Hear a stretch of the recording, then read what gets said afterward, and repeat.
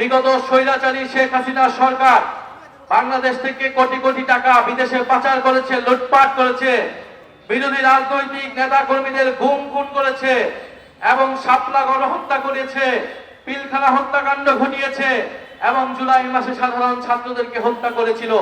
সেটার বিচার আমরা চেয়েছিলাম। আমরা এমন একটা দেশ এবং সরকার চেয়েছিলাম যাতে বাংলাদেশে কথা বলার অধিকার থাকে, মত প্রকাশের অধিকার থাকে। সে কারণে সংস্কারের দাবি এসেছিল।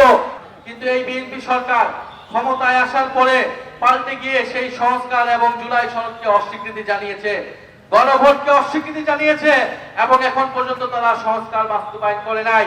আমরা সংস্কার চাই যাতে পুলিশ সংস্কার হয়, পুলিশ কোনো দলীয় পুলিশ না হয়, প্রশাসন কোনো দলীয় পুলিশ প্রশাসন না হয়। আপনারা আদালতে গেলে যাতে ন্যায় বিচার পান। যদি জুলাই সনদ বাস্তবায়ন না হয় তাহলে চাঁদাবাজি, দুর্নীতি কোনো কিছুই বন্ধ হবে না, মাদক কারবারি বন্ধ হবে না, কারণ পুলিশ দলীয় পুলিশে পরিণত হবে, এদের কাউকে গ্রেফতার করতে পারবে না। এই বিএনপি সরকার ক্ষমতায় আসার আগে বলেছিল ১.৫ বছরে 18 মাসে তারা 1 কোটি কর্মসংস্থান তৈরি করবে। কয় কোটি?